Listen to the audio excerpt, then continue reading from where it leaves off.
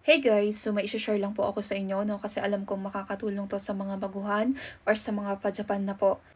Actually, bigla ko lang to naalala eh. So anyway, one time magkakasabay kami sa sasakyan nung hapon na hindi ako nung trip.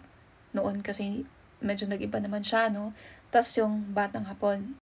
So habang pabiyahe na kami nun guys, nung papunta sa company namin, kwento lahat ng hapon na to yung kahihiyan ko sa batang hapon.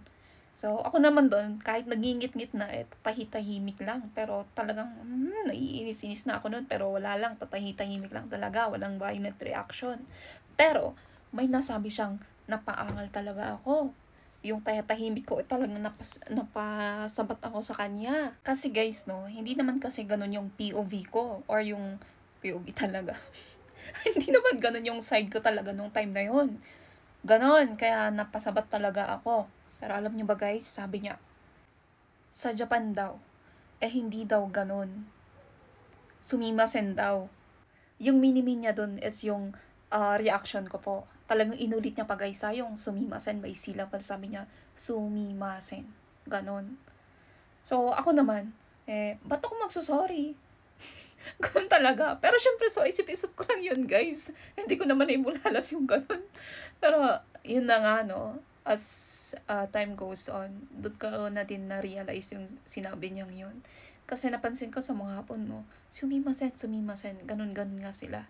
Kahit pa hindi nila kasalanan. Tapos yung mga matatanda din, no, napansin ko lang na ako na may kasalanan, sila pa yung magsusorry. Ganun-ganun ba. So, sinishare ko lang ito sa inyo, no, kasi alam kong iba kasi yung work culture natin guys eh. Mga simpleng bagay lang, handa na tayong makipag World War III, diba?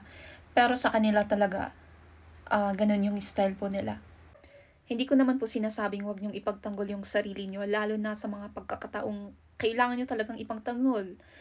Pero, yun nga guys ha, wag pairalin yung emotion. Ito muna. Kasi napansin ko din sa mga hapon guys, no? Habang nagdadahilan ka pa, mas lalo pa nilang pahihirapan yung sitwasyon.